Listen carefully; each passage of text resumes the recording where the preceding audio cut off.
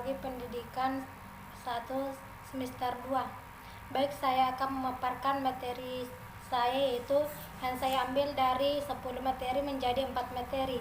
Yang pertama yaitu makalah kelompok 2, di mana materinya yang berjudul ilmu pengetahuan dalam perspektif sosiologi.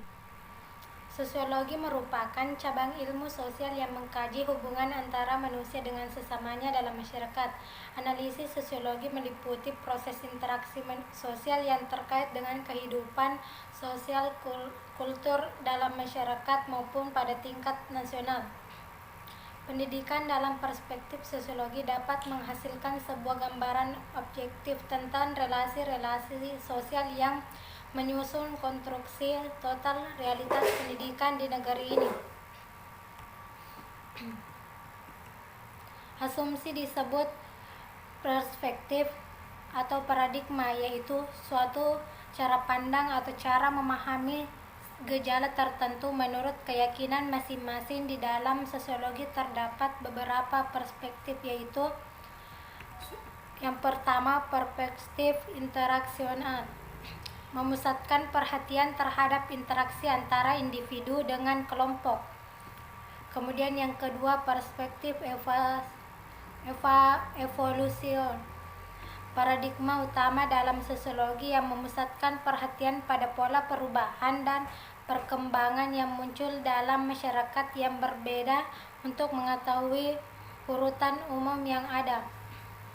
Kemudian yang ketiga, perspektif fungsional, melihat masyarakat sebagai suatu jaringan kelompok yang bekerja sama secara terorganisir dan memiliki seperangkat aturan dan nilai kelompok atau lembaga yang melaksanakan tugas tertentu secara terus-menerus sesuai dengan fungsinya yang dianut oleh sebagian besar anggotanya.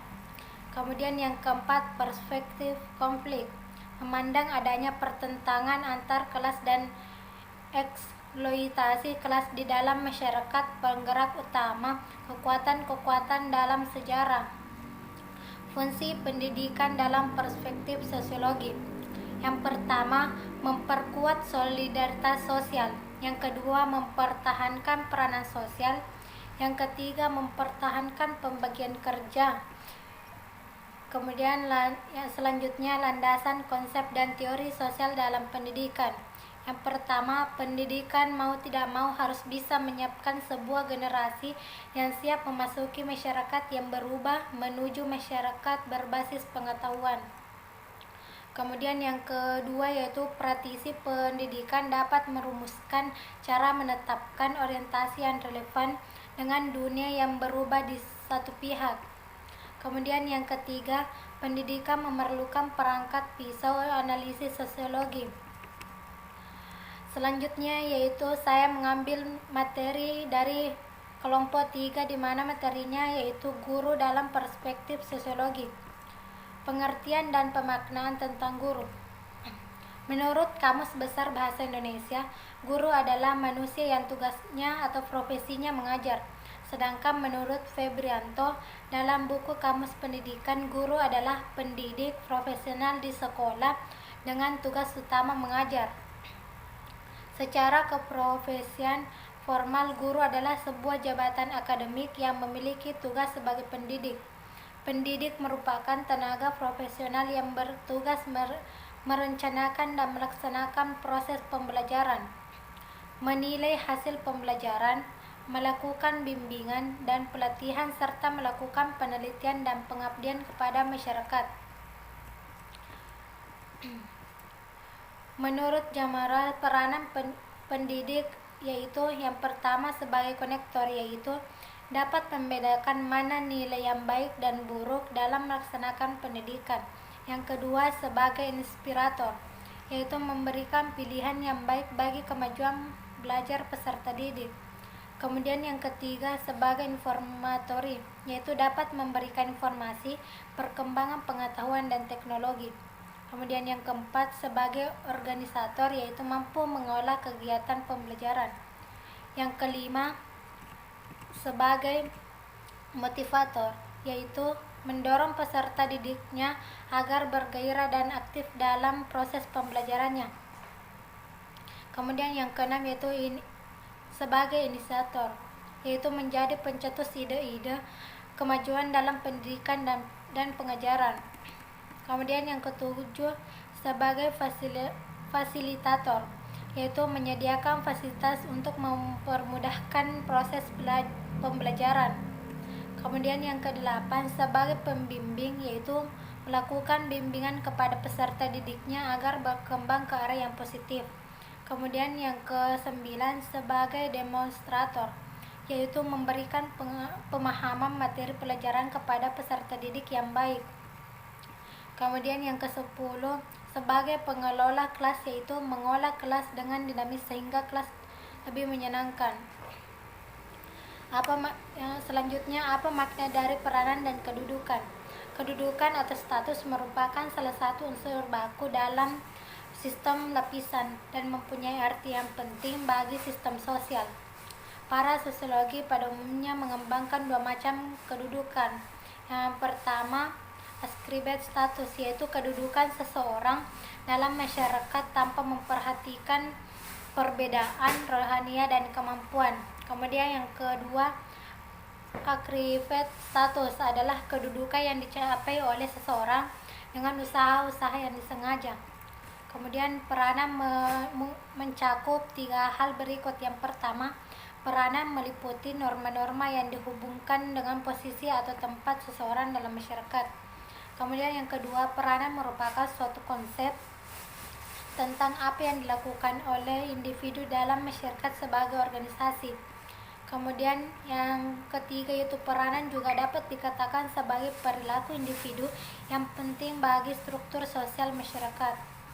Selanjutnya yaitu saya mengambil materi dari kelompok 5, di mana materinya yaitu kajian sosiologi tentang sekolah. Pengertian sekolah. Sekolah berasal dari bahasa Belanda yaitu school. Bahasa Jerman die Schule yang artinya sekolah, yaitu suatu lembaga pendidikan. Jadi sekolah dapat diartikan sebagai lembaga pendidikan formal, sebagai tempat belajar siswa ataupun disebut gedung tempat belajar. Sekolah merupakan lembaga pendidikan yang penting pada zaman dulu dan terlebih lagi pada zaman sekarang ini. Fungsi sekolah. Adapun fungsi sekolah yaitu mengembangkan kecerdasan pikiran dan memberikan pengetahuan sebagai lembaga sosial yang spesialisasinya dalam bidang pendidikan dan pengajaran. Yang ketiga, sebagai tempat pendidikan dan pengajaran yang efisien. Kemudian yang keempat, sekolah memiliki peranan penting dalam sosialisasi, yaitu membantu perkembangan anak didik menjadi makhluk sosial. Kemudian selanjutnya itu konservasi dan transmisi kultural. Kemudian transisi dari rumah ke masyarakat. Kelas dan sistem sosial. Fungsi edukatif formal yang diemban oleh sekolah terutama berlangsung dalam kelas.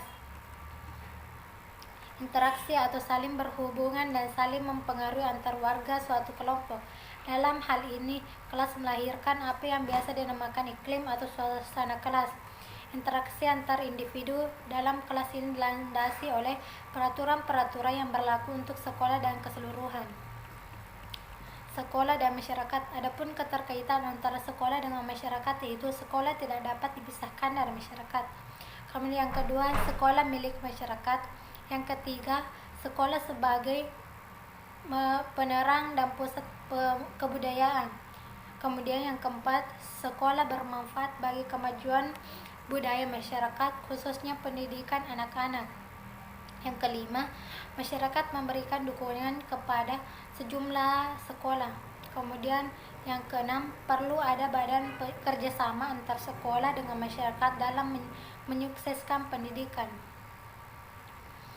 Hubungan sekolah dan masyarakat yaitu rangkaian kegiatan organisasi atau instansi untuk menciptakan hubungan yang harmonis dengan masyarakat atau pihak-pihak tertentu di luar organisasi tersebut. Tugas pokok hubungan sekolah dengan masyarakat yaitu memberikan informasi dan menyampaikan ide atau gagasan kepada masyarakat atau pihak lain yang membutuhkan. Kemudian yang kedua, membantu pemimpin karena tugas tugasnya tidak dapat langsung memberikan informasi kepada masyarakat atau pihak yang memerlukannya. Kemudian yang ketiga yaitu membantu pemimpin mempersiapkan bahan-bahan tentang permasalahan dan informasi yang akan disampaikan atau menarik perhatian masyarakat pada tertentu. Kemudian pengaruh sekolah terhadap masyarakat. Yang pertama, menyesuaikan kurikulum sekolah dengan kebutuhan masyarakat. Kemudian yang kedua, metode yang digunakan harus mampu merangsang murid untuk mengenal kehidupan real dalam masyarakat. Yang ketiga, menumbuhkan sikap pada murid untuk belajar dan bekerja di kehidupan sekitarnya. Kemudian yang keempat, sekolah harus berintegrasi dengan kehidupan masyarakat sehingga kebutuhan keduanya terpenuhi. Kemudian sekolah seharusnya dapat mengembangkan masyarakat dengan cara mengadakan pembaruan tata kehidupan masyarakat. Kemudian yang terakhir yaitu saya mengambil materi dari kelompok 10 di mana materinya yaitu manusia dalam menghadapi masa depan.